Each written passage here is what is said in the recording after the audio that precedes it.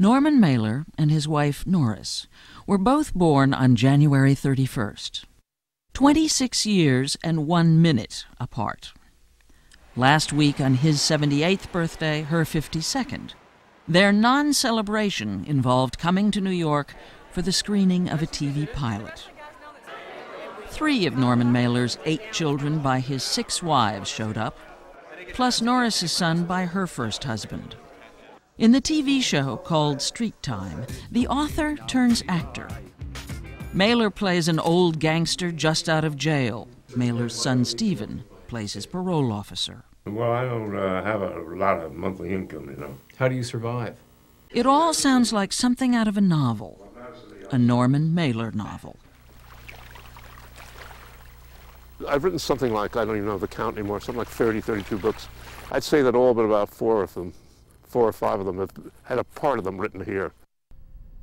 These days, the story is set in Provincetown, Massachusetts, where the Mailers live now. Tell me about your first trip here, the first time you laid eyes on Provincetown. I think the first or second night we were here, a big snowstorm hit, and all the lights in town went out. And we got out and we walked from one end of Commercial Street to the other in the snow with just the ambient light of the snow. And it was just, I was so in love with Norman and with Provincetown. This town has just had everything. It's had pirates, it's had motorcycle drivers, it's had mad artists, crazy parties, a lot of pot smoking. And now that I'm old, I still like it because the echo is there. How did you meet? Our eyes met across the crowded room. No, not really. In fact, it all began in Russellville, Arkansas in 1975. Mailer was visiting an old Army buddy. Norris wangled an invitation to the party given for him. And I thought, oh, this is so exciting to meet a real writer like Norman, and no thoughts of romance at all. Just, want to maybe get an autograph or something. She was Barbara then. Barbara Norris, 26 years old, a high school art teacher and would-be writer, divorced with a small son. She was wearing wedges, you see. Her normal height was about 5'11", then 5'10" and a half. But she was up to 6'2", 6'3". And you're how tall? Well, I was about 5'8". So I was about to say, boy, are you tall. And then I felt something like a hand on the back of my head, pulling my head back, as if saying, shut up, fool. And it was me speaking to myself. So I sort of nodded at her abruptly and walked away. Norman Mailer was 52 and married, not entirely happily, to wife number 4 at the time. He was also famous, not just as a writer, but for his role in the nation's most visible controversies. On October 21, 1967, 200,000 protesters marched on the Pentagon to end the Vietnam War. Mailer was one of them. He wrote himself into his book on the protest and won the first of his 2 Pulitzer Prizes. Was it love at first sight, or was it something else entirely? It was interest at first sight. Did you look for the writer in the man that you saw for the first time? No, I didn't. Not really. Did you look for the man in the writer? I think I found the 2 at the same time. I came to see the writer, and I think I saw the man first. I fell in love with her looks. I fell in love with her easy style. I fell in love with the way her mind worked. I adored her. Particularly what I fell in love with was that she adored me back. He had this vitality, this energy, and I just thought, this is an interesting guy. And he was a bad boy. I think we're all attracted to bad boys. The public knew him as the bad boy who stabbed his second wife Adele with a penknife after a drunken fight. Last week, 41 years after the fact, she announced she's suing him for more alimony. The incident seems to have taken on a life of its own, but in Mailer's relationship with Norris, it has never been an issue. We didn't talk about it that much. At a certain point, I said to her, I'm never going to talk about this because either I'll write about it someday or I won't. But I've never talked about it to anyone. And that was all right with her because she works very much on instinct, and her instinct was that I was not a dangerous man to live with, and I wasn't. It was as if some huge switch was thrown in my nature, which is no matter what happens after this, that will never happen again.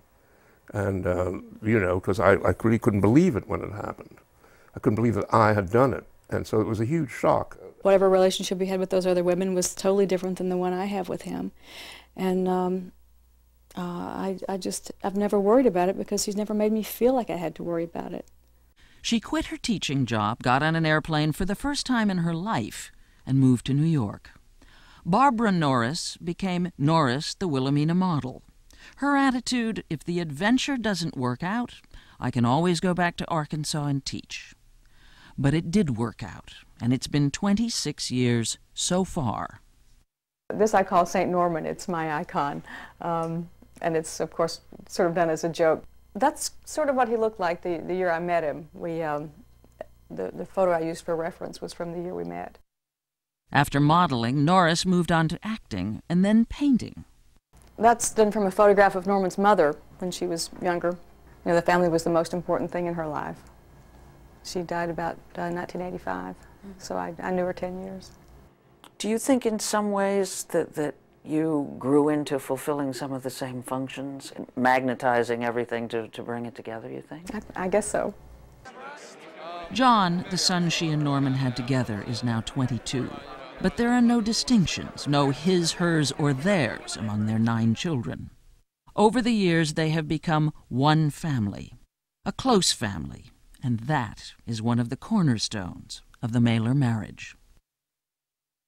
I lucked into one of the world's great stepmothers. It didn't bother her that she had 6 stepchildren from 5 different marriages, and they're all different ages. My oldest daughter was the same age as Norris.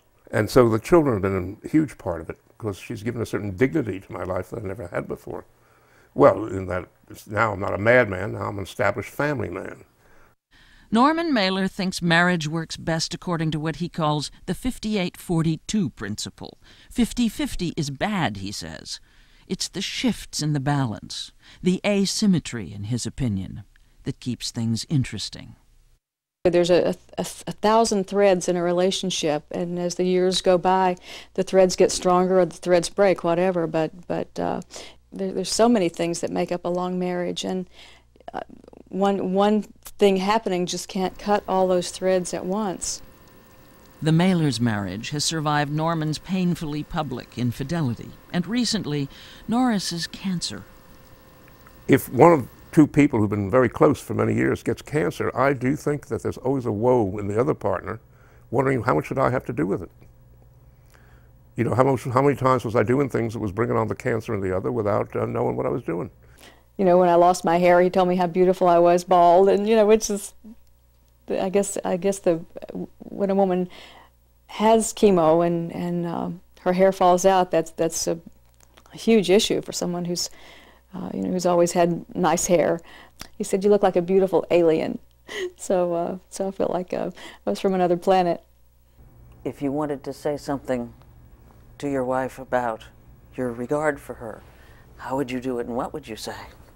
I'd grin at her. I'd give her a wink. I don't have to say it. We've been together so long, we don't have to make speeches back and forth. Or spend every minute together. Norman starts his day alone, doing a crossword puzzle to get himself ready to write. Norris said he's in there combing his brain when he does it. I comb my brain by doing crossword puzzles. That's well put.